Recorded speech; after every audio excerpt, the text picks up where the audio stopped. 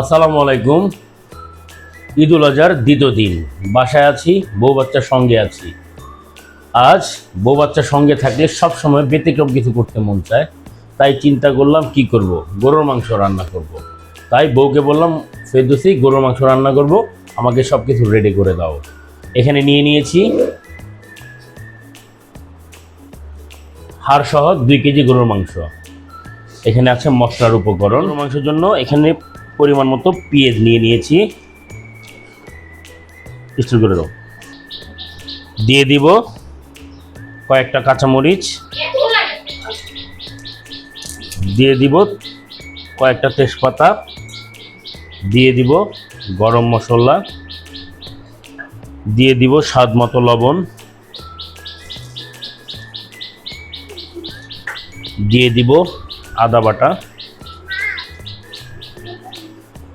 দিয়ে দিব রসুন বাটা,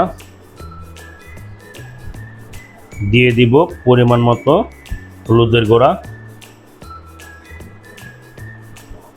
দিয়ে দিচ্ছি লাল মরিচের গুঁড়া। ঝালটা আমরা একটু বেশি খাই, তাই মরিচটা একটু বেশি করে দিলাম। দিয়ে দিব ধনিয়ার গুঁড়া। সব কিছু দেওয়ার পর এবার দিয়ে দিব পরিমাণ মতো সয়াবিন তেল।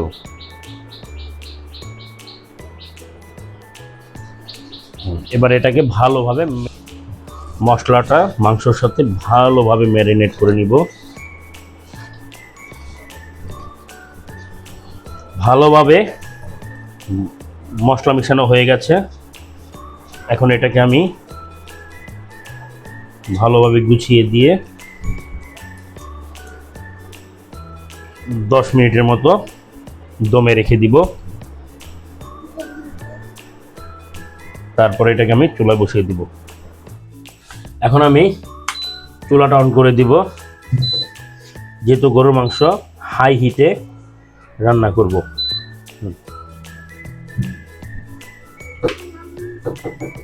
মাংসটা বসিয়ে দিলাম,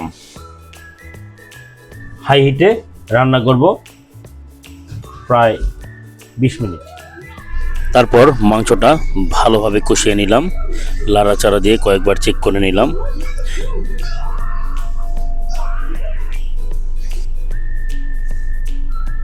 মোটামুটি কষানো হয়ে গেছে। আরেকবার লাড়াচাড়া দিয়ে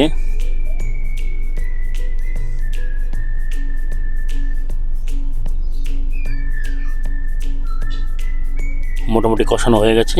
পানিটা দিয়ে দিলাম, পানিটা দিয়ে আবার ঢেকে দিলাম। আমার মাংস রান্না কমপ্লিট।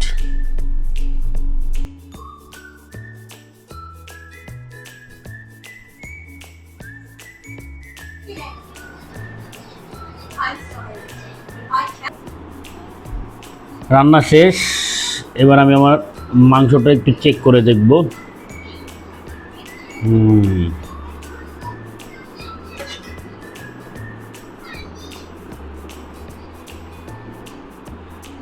মাংসটার একটু চেক করি। বিসমিল্লাহির রহমানির রহিম। মাংসটা অনেক ক্রিস্পি হয়েছে। বিসমিল্লাহ। অস্থির অস্থির স্বাদ হয়েছে। নিজের খাবার নিজেই প্রশংসা করতেছে, কিন্তু আসলে অনেক মজা হয়েছে। হিয়া খাইছ?